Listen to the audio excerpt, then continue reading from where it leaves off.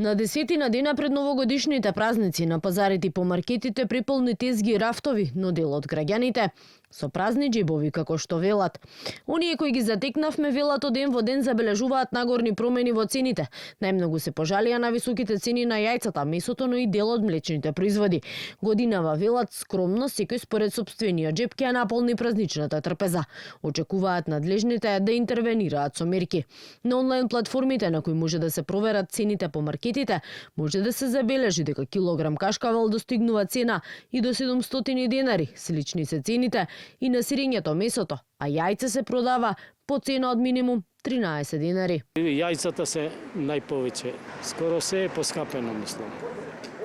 Секој ден менјаат цени. За разлика од лани, да, ќе биде поскапа и то доста. Јајцата се најмногу сега поскапени, а и сите други артикли се поскапени. Месото, млекото, се што да ти кажам. Па што знам како кој, на некој му е поскромна, некој не е, се зависи од џебот на човекот, тоа иначе цените се тие. Од Пазарен за Канал 5 велат инспекторите се постојано на терен и се анализираат цените на храната и иако имаат забележано поскапување кај јајцата, кое пред се велат се должи на високите цени на храната за животните, одредени млечни и месни производи кои се главно од увоз, според пазарните инспектори за сега цените се стабилни.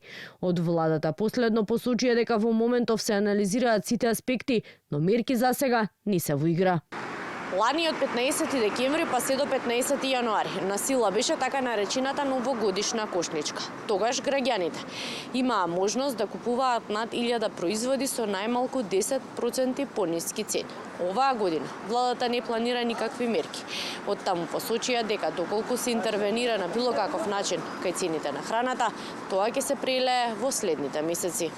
Инаку статистика во месец ноември измери инфлација од 4%. Според последната пресметка на ССМ на едно 4-члено семејство, само за основните месечни трошоци му се потребни околу 65.000 денари.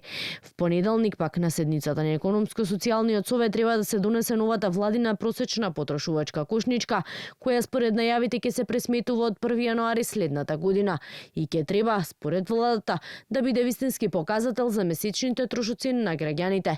Една од темите на ИСС се очекува да биде и минималната плата.